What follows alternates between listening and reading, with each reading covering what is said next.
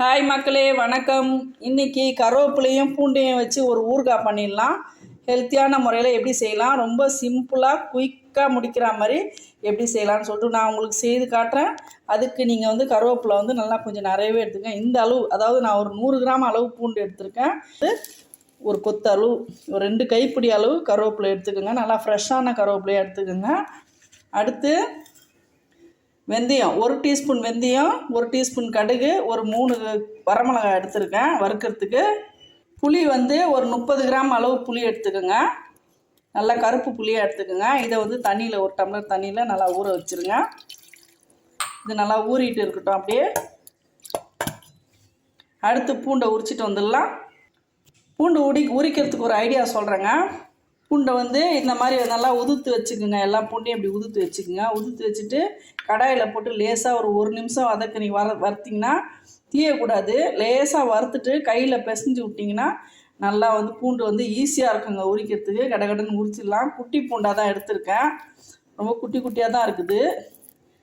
இதை கையிலே நல்லா உதுத்து எடுத்துடலாம். நான் உரிச்சிட்டு காட்டுறேன். அவ்வளோதாங்க. எல்லா பூண்டை நான் உரித்து எடுத்துட்டேன். பாருங்கள், இந்த அளவுக்கு வந்திருக்கு நம்மளுக்கு. இந்த பூண்டு பல் மட்டும் நான் தனியாக ஒரு முழு பூண்டு நான் உதுத்து தனியாக வச்சுருக்கேன். இதை தட்டி தாளிக்கிறதுக்கு.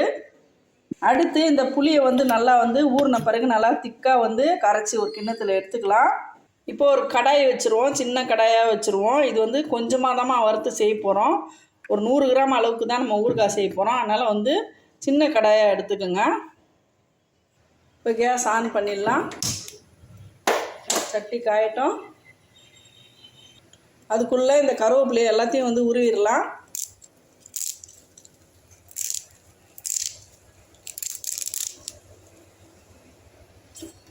கருவேப்பிலை நிறையவே வந்திருக்குங்க. நல்லா ஒரு 3 கைப்பிடி அளவு வரும். இப்போ இந்த காஞ்ச கடாயில் போட்டுக்கலாம். பாருங்கள், 1 2 இந்த மாதிரி 3, 100 கிராமுக்கு இந்த அளவுக்கு எடுத்துக்கலாம். கருவேப்பிலை உடம்புக்கு ரொம்பவே நல்லதுங்க. நான் நல்லா அலசிட்டேன். அப்படியே வதக்கிடலாம். கொஞ்சம் நேரம் வதங்கட்டும். கருவேப்பிலையில் கொஞ்சமாக ஒரு மூடி அளவு நல்லெண்ணெய் ஊற்றிக்குங்க. சும்மா கொஞ்சமாக ஊற்றிக்கலாம். கருவேப்பிலை பொரியறதுக்காக பச்சை வாசனை போயிடும். இந்த மாதிரி நம்ம நல்லெண்ணெய் தான் பயன்படுத்தணும் ஊறுகாய்ன்றதுனால. இது பொரிஞ்ச பிறகு கொஞ்சமாக ஆகிடுங்க.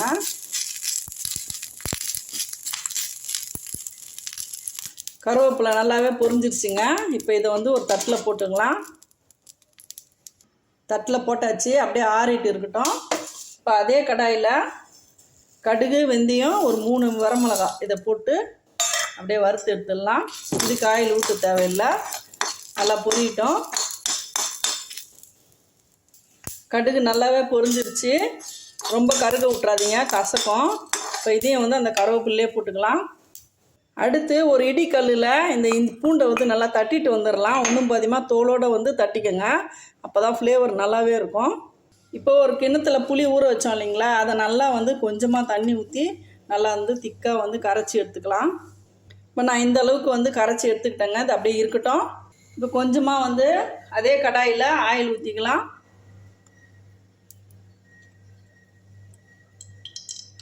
நான் ஒரு 2 டீஸ்பூன் அளவு ஊற்றுறேங்க. ஊற்றிட்டு இதில் இந்த பூண்டு எடுத்து போட்டு லைட்டாக வதக்கிடலாம்.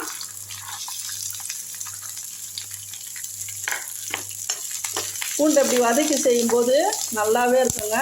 நல்லா பேஸ்ட்டாக இருக்கும். லேசாக வதக்கி விட்டுடலாம்.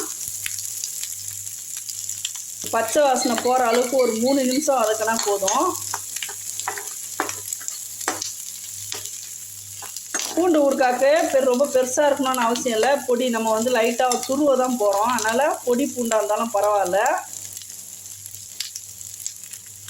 100 கிராம் செஞ்சோம்னா நம்மளுக்கு கிட்டத்தட்ட பார்த்திங்கன்னா ஒரு 200 கிராம் 150 கிராம் அளவுக்கு ஊறுகாய் கிடைக்கும். அதனால் நீங்கள் கொஞ்சமாக அடிக்கடிக்கு நம்ம செஞ்சுக்கலாம். பூண்டு ஓரளவுக்கு வதங்கிருச்சுங்க. ரொம்ப ப்ரௌனாக ஆகணும்னு அவசியம் இல்லை. இது அப்படியே வழித்து எடுத்துக்கலாம். அதே பிளேட்டில் எடுத்துக்கலாம். ரொம்ப பூண்டு உரிக்கிறது மட்டும்தாங்க வேலை. குயிக்காக முடிச்சிடலாம் இந்த ஊறுகாய். இது அப்படியே இருக்கட்டும். இது மிக்சி ஜாரில் துருவிட்டு வந்துடலாம். அதே கடாயில் இப்போ நான் ஏற்கனவே வந்து மொத்தம் இந்த வறுத்ததுக்கும் இதுக்கும் சேர்த்து 50 எண்ணெய் செலவாயிருக்கும். இப்போ இதுக்கு ஒரு 50 கிராம் அளவு ஊற்றிக்கலாம். அவ்வளோதான், போதும். எண்ணெய் காயட்டும். இப்போ இந்த பூண்டை வந்து நான் நல்லா வந்து உரலில் வந்து தட்டிட்டு வந்துட்டேன். பச்சையாக இந்த மாதிரி தட்டிட்டு போடும்போது ரொம்பவே வாசனையாக இருக்கும். வதக்கின பூண்டில் வந்து அந்தளவுக்கு வாசனை இருக்காது. இப்போ கடுகு போட்டுடலாம். கடுகு நல்லா பொரியட்டும்.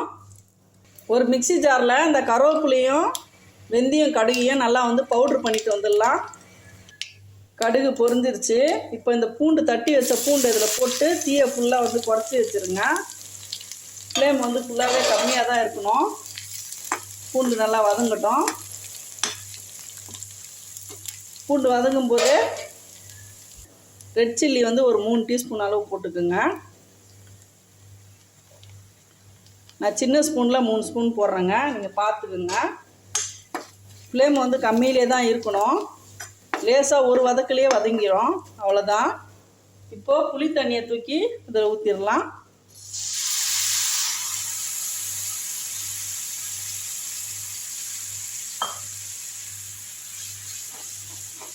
இது நல்லா வந்து கொதிச்சுக்கிட்டே இருக்கட்டும். அதில் நம்ம வந்து கருவேப்பிலையை வந்து பவுட்ரு பண்ணிட்டு வந்துடலாம். வெந்தயம், கருவேப்பிலை, கடுகு.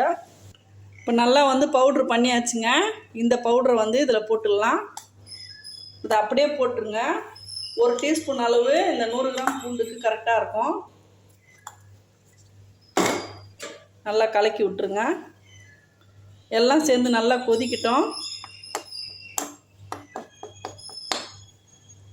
இப்போது இந்த இதில் வந்து நான் ஒரு 2 டீஸ்பூன் அளவு கல் உப்பு போடுறேன். கொஞ்சம் உப்பு வந்து தூக்கலாகவே போடுறேங்க, ஊறுகாய் கெடாமல் இருக்கும். இது நல்லா கொதிக்கட்டும். அதுக்குள்ளே பூண்டை வந்து நம்ம வந்து துருவிட்டு வந்துடலாம். இப்போ கருவேப்பிலை பொடி பண்ண அதே ஜார்லேயே பூண்டை போட்டுடலாம். இது வந்து நைஸாக அரைக்காமல் அப்படியே வந்து குறப்பாக அரைச்சிட்டு வந்துடலாம்.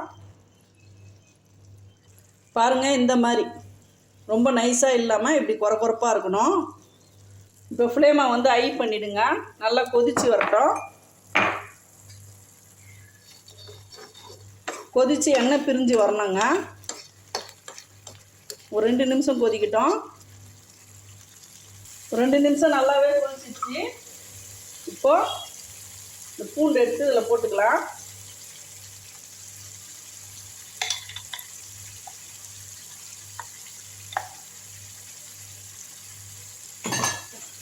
ரொம்ப குயிக்காக முடிச்சிடலாங்க. உங்களுக்கு எண்ணெய் ஜாஸ்தி வேணும்னா ஊற்றிங்க. நான் 100 கிராம் எண்ணெய் அளவு வரும் மொத்த கணக்குக்கு. எண்ணெய் வந்து கொஞ்சம் கம்மியாக தான் யூஸ் பண்ணுவேன் எப்போவுமே. உங்களுக்கு தேவைப்பட்டால் கூட 50 கிராம் எண்ணெய் ஊற்றிக்கலாம். இப்போ இது நல்லா வதங்கி வந்த பிறகு எண்ணெய் தனியாக பிரிஞ்சு வரும். அது வரையிலும் நம்ம வந்து மூடி வச்சிடலாம். நல்லா கிண்டி விட்டுட்டு மூடி வச்சுருவோம். இதில் கருவேப்பிலை நிறைய சேர்ந்துக்கிறதுனால உடம்புக்கு ரொம்பவே நல்லதுங்க. பிபி சுகர் இருக்கிறவங்களாம் வந்து தாராளமாக இந்த ஊறுகாய் சாப்பிட்லாம். எந்த கெடுதலும் கிடையாது. கொஞ்ச நேரம் தட்டு போட்டு மூடிடலாம். கொஞ்சம் வந்து ஃப்ளேமை வந்து மீடியமாக வச்சுருவோம், அடி பிடிக்கும். ஒரு 5 நிமிஷமாக வதங்கிட்டு இருக்குங்க. ஒரு கிண்டி விட்டுடலாம். நல்லா வதங்கிடுச்சுன்னா எண்ணெய் தனியாக பிரிஞ்சு வரும். அதான் பக்குவம். நடுவில் ஒரு கிண்டி விட்டுடலாம். நான் சின்ன கடாயில் தான் செய்கிறேன்.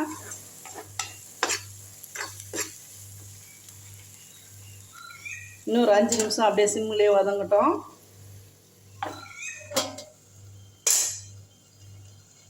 இப்போ ஒரு 5 நிமிஷம் ஆயிடுச்சு. திறந்து பார்த்துடலாம். நல்லாவே எண்ணெய் பிரிஞ்சு வந்திருக்குங்க. இப்போ இந்த ஸ்டேஜில் லேசாக நல்லா வதக்கி விட்டுட்டு இதில் டேஸ்ட் இன்னும் சூப்பராக வந்து தூக்கி கொடுக்கறதுக்காக ஒரு பொருள் சேர்த்துடலாம். நான் வந்து இன்றைக்கி வந்து மண்டை வெல்லம் இல்லை, அதனால் நான் நாட்டு சக்கரை தான் எடுக்கிறேன். 1 டீஸ்பூன் அளவு நாட்டு சக்கரை போட்டுக்குங்க. டேஸ்ட் ரொம்பவே சூப்பராக இருக்கும். நல்லா வதக்கி விட்டுக்கலாம். எண்ணெய் கூட இன்னும் கொஞ்சம் ஊற்றிக்கலாம். நல்லெண்ணெய் ஒரிஜினல் எண்ணெய்ன்றதுனால நம்ம ஊற்றலாங்க. சூட்லேயே வந்து ஹீட் ஆகிடும். நான் ஒரு 25 மில்லி இன்னும் ஊற்றிக்கிட்டேன். இந்த எண்ணெய் பச்சை வாசனை போகிறதுக்கு ஒரு 2 நிமிஷம் நல்லா வதக்கி விட்டுடலாம்.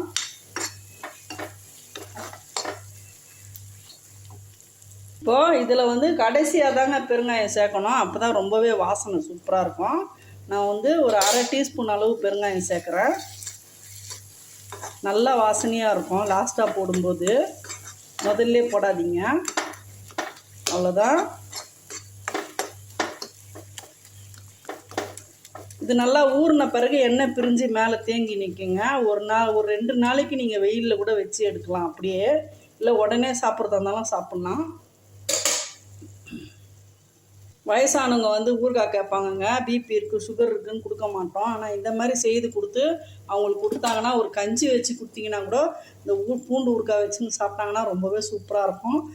வயசானவங்களுக்கு கொடுக்குற மாதிரின்னா ஆயிலை நீங்கள் கொஞ்சம் போட்ட அளவுலேயே நீங்கள் கொஞ்சம் கம்மியாகவே ஊற்றி தாளித்து வச்சுக்கோங்க. அப்பப்போ கொஞ்சமாக 100 பூண்டு இல்லை 50 பூண்டில் கூட வந்து ஊறுகாய் செய்யலாங்க. கொஞ்சமாக இதே பக்குவத்தில் நீங்கள் வந்து செஞ்சுக்கலாம். கடுகு கருவேப்பிலை கூட நீங்கள் இல்லாமல் கூட செய்யலாம். அதனால் நினச்ச நேரம் செஞ்சுக்கலாம். வருஷ கணக்கில் வச்சு கெடாமல் இருக்கணும்லாம் நீங்கள் எப்போவுமே செய்யாதீங்க. அப்பப்போ எப்படி நம்ம வந்து சட்னி குழம்புன்னு சொல்லிட்டு நம்ம உடனே எப்படி செய்கிறோமோ அதே மாதிரி ஊறுகாயும் அதே மாதிரி நம்ம தாராளமாக வந்து ஃப்ரெஷ்ஷாக செஞ்சு சாப்பிட்றது தான் உடம்புக்கு என்றைக்குமே நல்லது. ஊறுகாய் ரெடி ஆயிடுச்சு. இது அப்படியே வந்து ஒரு 2 நாளைக்கு வெயிலில் வச்சிடலாம்.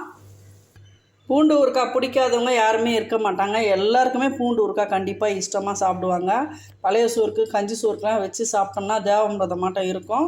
சாம்பார் ரசத்துக்கும் நம்ம ரொம்பவே சூப்பராக இருக்கும். சாதம் போட்டு பிசைஞ்சு சாப்பிட்டாலும் ரொம்பவே சூப்பராக இருக்கும். எப்போ வேணாலும் ஈஸியான முறையில் செய்யலாங்க. இந்த ஈஸியான மெத்தட் உங்களுக்கு ரொம்ப பிடிச்சிருந்துச்சுன்னா ஒரு லைக் கொடுத்துருங்க. கண்டிப்பாக உங்கள் ஃப்ரெண்ட்ஸ் ரிலேஷனுக்கு வந்து ஷேர் பண்ணுங்கள். அதுதான் எனக்கு ரொம்ப மோட்டிவேஷனாக இருக்கும். வீடியோ பிடிச்சிருந்தா லைக் பண்ணுங்கள், ஷேர் பண்ணுங்கள், சப்ஸ்கிரைப் பண்ண மறக்காதீங்க. தேங்க்யூ மக்களே.